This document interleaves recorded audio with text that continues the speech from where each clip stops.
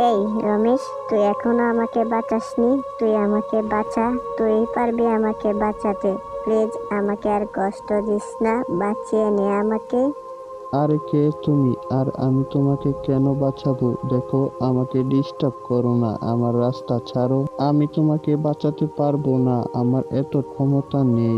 দেখ রমেশ, এভাবে বলিস না। তুই পারবি আমাকে বাঁচাতে। প্লিজ আমাকে আর কষ্ট দিস না, এবার আমাকে বাঁচিয়ে নে প্লিজ। আমি চলে যাচ্ছি রমেশ, তুই আমাকে বাঁচিয়ে নিস।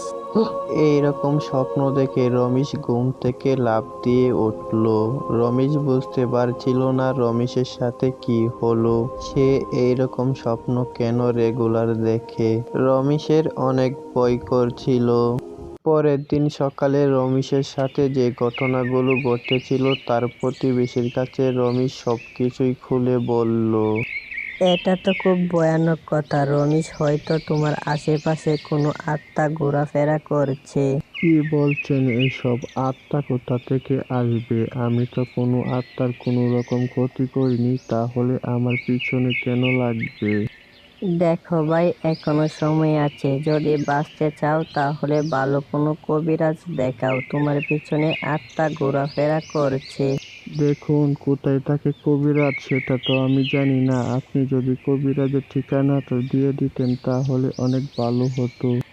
আচ্ছা, সমস্যা নাই, সেটা না হয় আমি দিয়ে দিচ্ছি। শোনো, সেই কবিরাজ মাধবপুরের জঙ্গলে থাকে। তুমি তো এখন কাজে যাবে, ফেরার পথে না হয় সেই কবিরাজের সাথে দেখা করে আসবে। এইরকম কথা বলে লোকটি তখন তার কাজের উদ্দেশ্যে চলে যায়।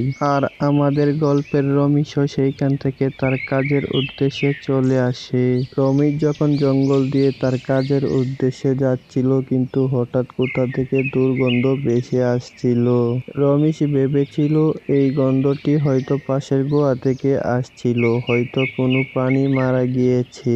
রমেশের কাজের সময়ও ফুরিয়ে আসছিল, তাই রমেশ সেইখানে সময় নষ্ট না করে তার কাজের উদ্দেশ্যে চলে যেতে লাগলো। রমেশ যখন রাতের বেলায় কাজ থেকে ফিরছিল, রমেশের সামনে সেই আত্মাটি চলে আসলো। রমেশ, এই রমেশ, আমার সাথে কেন এরকম করছিস? আমাকে বাঁচিয়ে নে প্লিজ, আমার অনেক কষ্ট হচ্ছে। তুই কি আমার কথা বুঝতে পারছিস না? আমার খুব কষ্ট হচ্ছে। রমেশ তার স্বপ্নের আত্মাকে তার সামনে দেখে রমেশের অনেক ভয় করছিল। রমেশ বুঝতে পারছিল না সে এখন কি করবে। রমেশের তো ভয় অনেক করছিল, কিন্তু এখন সে এই রকম সিচুয়েশনে কি করবে, তাই রমেশ আত্মার সাথে কথা বলতে লাগলো। দেখো, তুমি কেন আমাকে ডিস্টার্ব করছো? তুমি তো আমাকে বলো নাই তোমাকে কি করে বাঁচাবো, আর আমি তো তোমাকে চিনিও না। তুমি আমাকে বলো তোমাকে কি করে বাঁচাবো।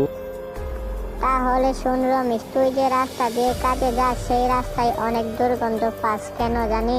আসলে রমেশ, আমার সাথে অনেক বড় অন্যায় হয়েছে। কিছু মানুষ আমাকে মেরে একটি গুহায় ফেলে রেখেছে। তারা আমাকে সাহায্য করেনি, তাই আমি মুক্তি পাচ্ছি না।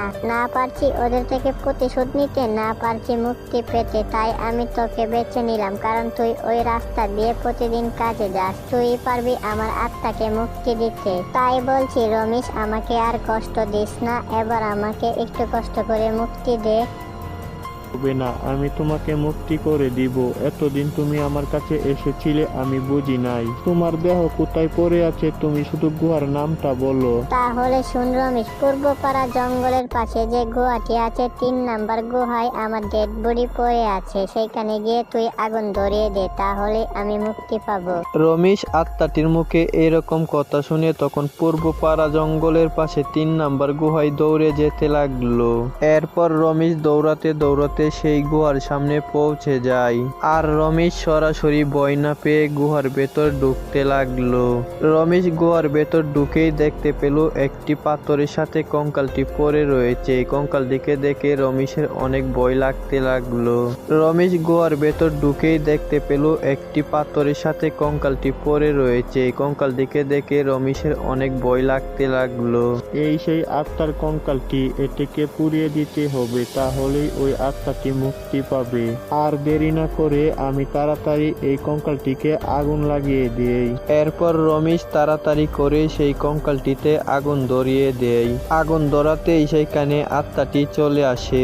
রমেশ, তোকে অনেক ধন্যবাদ। আমি একেবারে জন্য চলে যাচ্ছি। আমি আর তোকে কোনোদিন ডিস্টার্ব করব না। তুই নিজের খেয়াল রাখিস, ভালো থাকিস। এভাবেই রমেশ আত্মাটিকে মুক্তি দেয় আর এই গল্পটি এখানেই শেষ হয়ে যায়।